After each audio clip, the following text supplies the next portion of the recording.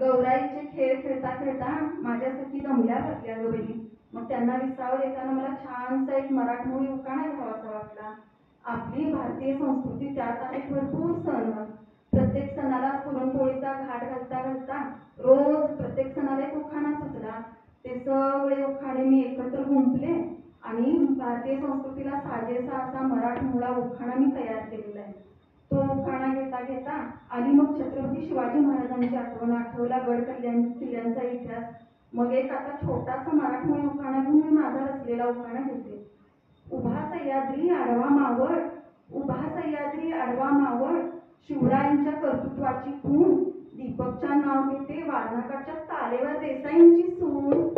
आता 12 महिन्याच्या सणांचा मी उखाणा घेते. चैत्रातली गुढी चैत्रांगण दारात, 9 वर्षाचे स्वागत करते थाटात. वैशाखातला वनवा ज्येष्ठात, वटसावित्रीने दिला गारवा. आषाढातला सोहळा मंगलकरी बैल पोळा, चंद्रभागेच्या तीरी जमला वारकऱ्यांचा मेळा. श्रावणातल्या रिमझिम सरी, व्रतवैकल्य चाले घरोघरी. भाद्रपदात गौरी गणपतीची लागती चाहूल, अश्विनात लागते दसऱ्याची झाहूल. दसऱ्यात आपट्याचं पान घेऊन सोन्याचं मान, मिरवते दारोदारी कार्तिकात येते दिवाळी माझ्या घरी. दिवाळीचे 5 दिवस आनंदाचे मांगल्याचे, मार्गशीर्षात महात्मे लक्ष्मी व्रताचे. पौषातली संक्रांत सांगते तिळदाणाची महती, मागात येते शिवजयंती.